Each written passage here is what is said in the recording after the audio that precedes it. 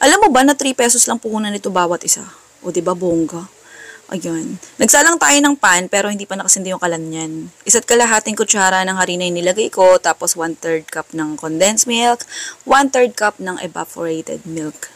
Habang nilalagay natin yung evaporated milk, ayan, simulan mo na siyang haluin. Hindi, pagtapos mong ilagay, tsaka mo haluin, ganon. Pag nalusaw na yung dry ingredients, doon mo pa lang siya sisindihan yung kalan, ha? Ayan. Pinapakita ko na, ha? Ganyan kalakas yung apoy. Oo. Pero kung gusto mong lakasan, pwede naman. Basta bilisan mo lang din yung halo. Kasi para hindi masunog. Hahaluin natin yan hanggang sa medyo lumapot na yung texture niya. Oo, lahalo lang ng halo. Hindi mo siya pwedeng tigilan sa paghalo ha kasi masusunog yung ilalim. Next, nung malapot-lapot na, pwede natin ilagay yung cheese. Sa cheese, optional lang to. Kung ayaw maglagay ng cheese, pwede naman. Pero kung gagamit ka ng cheese, mas maganda kung gagamit ka ng quick melt. Pero kung nagtitipid ka naman, tingin mo mas mahal ang puhunan sa quick melt, pwede naman ang gamitin mong cheese yung hindi nalulusaw. Tapos, hiwain mo na lang siya ng sobrang liliit bago mo ilagay dito sa pinaka-mixture natin.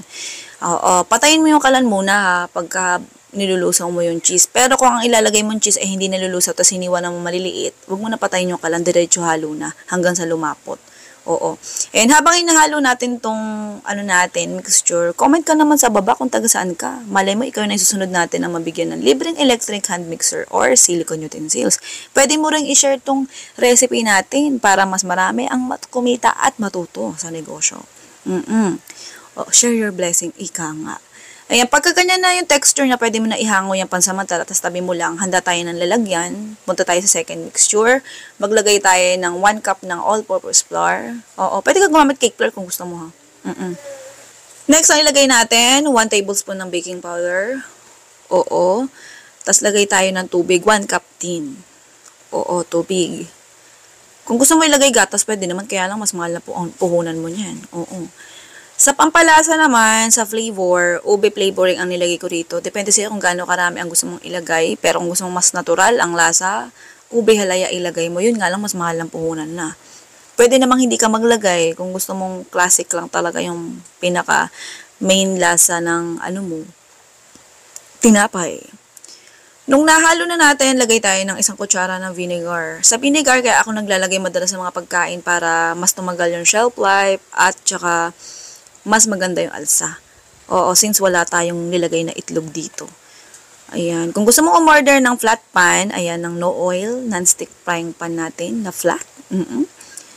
Comment ka na lang sa baba or message mo ko directly sa pinaka main page. Oo, sa Foodie Par. Ayan. Habang sinasalang natin, habang niluluto natin itong hotcake classic ube natin, comment ka naman sa baba kung taga saan ka.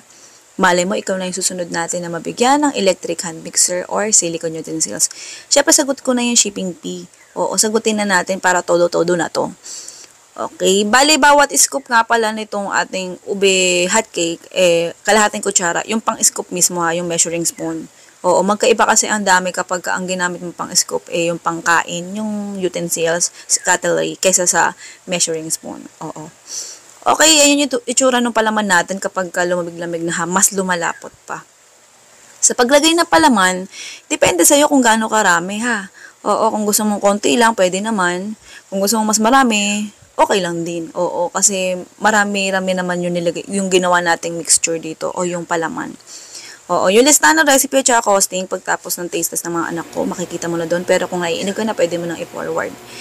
Sa pangalan ng recipe, pwede mong palitan, pwede kang mag-isip ng sarili mo. Sa costing, pwedeng magkaiba tayo kasi magkaiba tayo ng lugar, palengke, tindera na pinagbibilihan.